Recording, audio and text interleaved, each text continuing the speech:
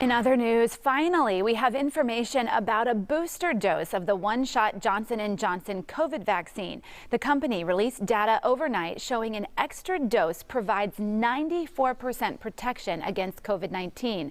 Johnson & Johnson had previously released data showing its one-shot dose provided protection for up to 8 months after immunization. J&J says it's now talking with regulators, including the FDA, regarding the booster. So stay tuned for more information on a possible rollout there. And when are COVID vaccines for kids under 12 coming? That's right. A lot of parents are asking that this morning. Pfizer says its shots for ages 5 to 11 are safe and effective. Let's bring in Dr. Anthony Flores, Chief of Pediatric Infectious Diseases at UT Health Houston, to talk more about this. Welcome to Houston's Morning Show. First of all, Pfizer is the first company to offer information about its vaccine for young kids. It has lowered the dose, but says it is effective for kids as young as 5. What are your thoughts about this? Thanks for having me this morning and talking about the very important issue here in pediatrics and we hope imminent approval for vaccination of the 5 to 11-year-olds.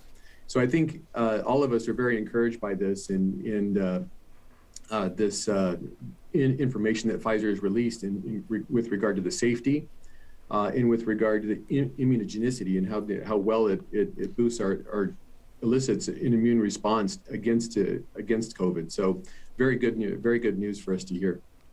And doctor, when you talk about side effects, the study found that the side effects were very similar in the younger kids as in the teenage population. Talk about some of those side effects for parents. Yeah, so the most common side effects are going to be those that we saw in the older age groups as well. And so fever, muscle aches, headache, fatigue, things like that are by far the most common things, but they're pretty short-lived. Usually within the first day or two, they're completely gone. Now, I will say with the smaller dose that children have been given, at least the preliminary data that has been shared that suggests that may actually be less than what we've seen in older age groups. And we're already hearing from parents who are saying, when is this going to be available? I want to protect my child. Obviously, the FDA has that process for approval, but we have heard that they are talking about checking into all of this and figuring it out within weeks instead of months. Are you hearing the same? That's right. So the chatter that everybody's hearing is that we hope that Pfizer is going to submit their complete packet to the FDA here either later this month or the beginning of October. And we're hoping, fingers crossed, that we'll be able to start vaccinating kids before Halloween.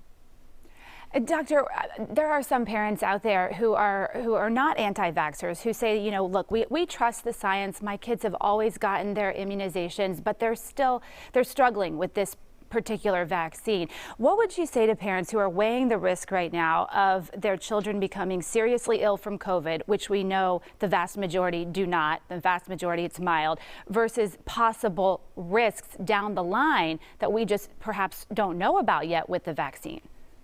Right. And so the data are pretty clear that the risks associated with the vaccine are far less. In fact, the benefits far outweigh any risk. When we talk about getting COVID, it was pretty clear that the risks associated with COVID are far higher than the vaccine itself. As a pediatric infectious disease physician and a father of a 4 and a 6-year-old, I'll tell you, I felt so strongly about this vaccine that I enrolled my own kids in one of the studies for the vaccine in this age group. So I think myself and a lot of us in the medical community are incredibly confident about the safety and the effectiveness of this vaccine in this age group. All right, Dr. Anthony Flores from UT Health, thank you for your time and sharing your expertise with us this morning and hopefully helping parents figure out what they're going to do in the weeks to come. Thank you.